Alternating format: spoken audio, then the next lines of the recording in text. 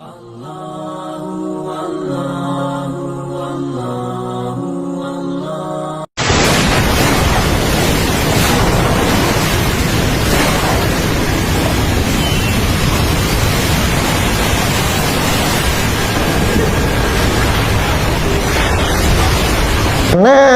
Wahabi ini lebih radikal daripada Taimi.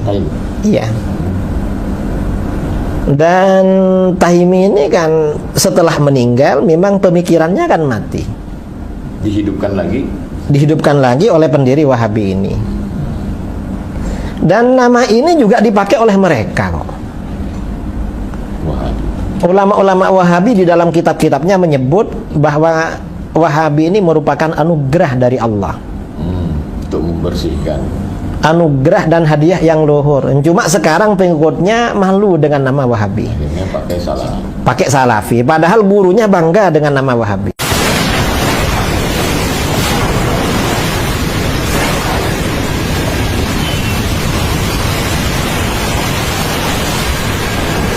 Kalau sama yang baik, yang lurus ada.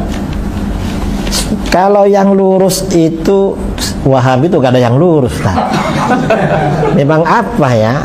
Bengkok-bengkok lah. Orang itu memang jalan terjal, jalan bengkok memang. Jadi kalau bisa duduk satu majelis dengan Kiai Idrus itu berarti apa? Taqiyah. Ya agak membicarakan masalah itu, membicarakan yang lain-lain. Sampai kapan kita selesai dengan Wahabi?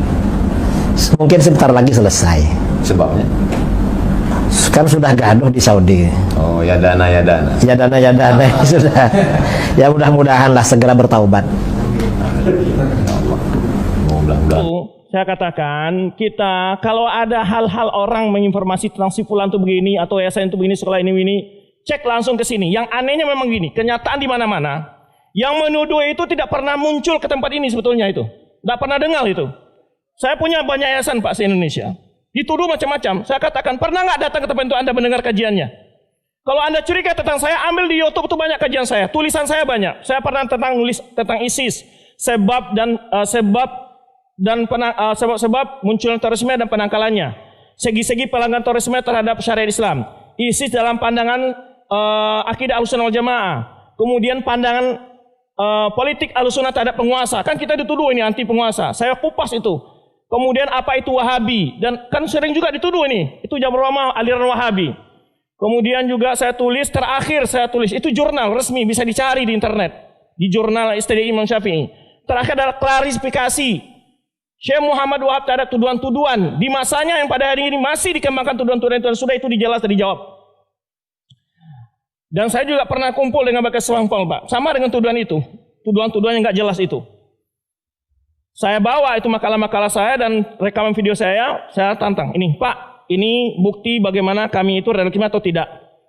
Pak Kiai yang menuduh saya sebagai radikalisme, tolong tunjukkan satu tulisannya atau satu ceramahnya.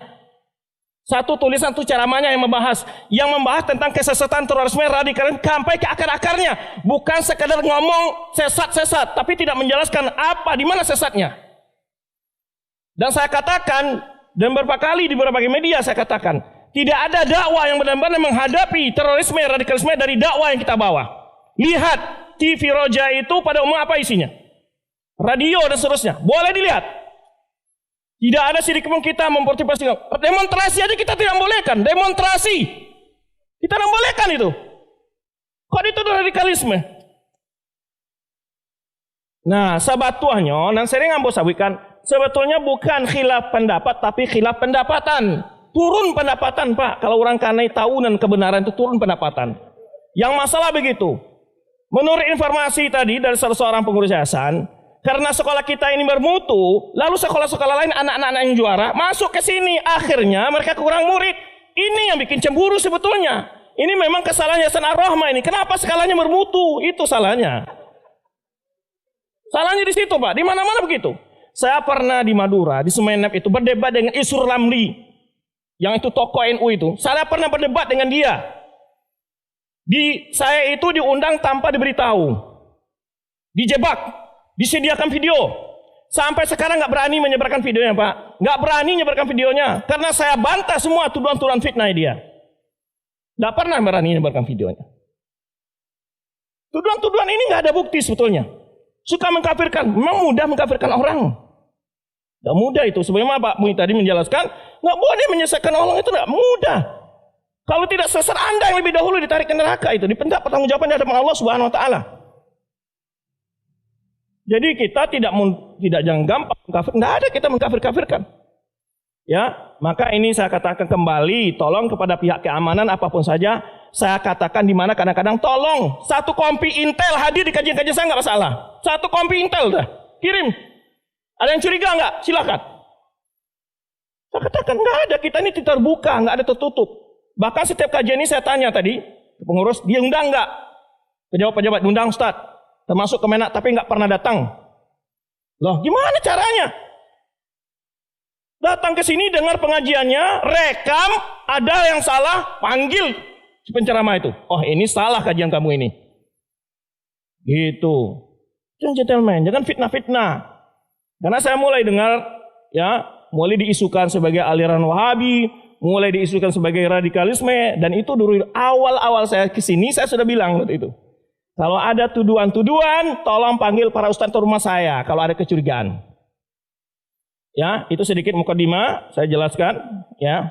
Maka pada masyarakat jangan mudah terprovokasi. Jangan mudah terprovokasi dengan tuduhan-tuduhan itu. Apa yang kita ajarkan sini, Bapak-bapak lihat sendiri dalilnya apa, perkataan siapa. Ya, kita tidak pernah mengajak ke ormas tertentu, aliran tertentu, tidak ada. Kita mengajak kepada Al-Qur'an dan Sunnah sesuai pemahaman para sahabat. Itu selesai. Muhammadiyah kah dia, NU kah dia, parti dia, siapapun dia. Ini kita ajak semua. Kita tidak mengajak orang ke ormas tertentu. Ya, dakwah kita bukan. Dakwah kita adalah berlomba dalam mencapai kebaikan. Maka kualitas sekolah kita tingkatkan demi menyebarkannya dakwah. Begitu memang. Dan memang begitu dasarnya rasa kecemburuan sebetulnya yang tidak bersiap bersaing membuat sebagian orang membuat fitnah ini. Itu saya ada temui di berbagai tempat begitu memang. Kadang-kadang karena pengajian mereka sepi, pengajian kita ramai, itu jadi masalah juga, Pak. Jadi masalah.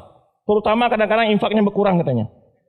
Nah, yang masalah tadi saya katakan, yang masalah sebetulnya bukan beda pendapat, beda pendapatan. Ya. Nah, kita ini dalam berdakwah tidak mematok angka-angka, Pak. Nggak ada ustaz-ustaz diundang ke sini tuh harus dibayar sekian puluh juta. Nggak ada. Nggak ada kita begitu. Kita datang dengan sukarela. Ambo tuh pernah tidur di rumah saji, kadang-kadang di landasan masjid, nggak ada. Padahal kadang-kadang ke kota tuh kadang pernah saya bayar sendiri dengan membawa hotel. Penting dakwah berjalan. Tapi kadang-kadang ada yang undang dibisi lebih, nah itulah minus plus gitu aja. Karena tujuan kita bukan mencari dunia, adalah dakwah. Ya, alhamdulillah. Berapa hari ini saya diberi kesehatan, mulai napak tilas dari Cilungkang, Solo, terus setelah ke Solo kemana kita?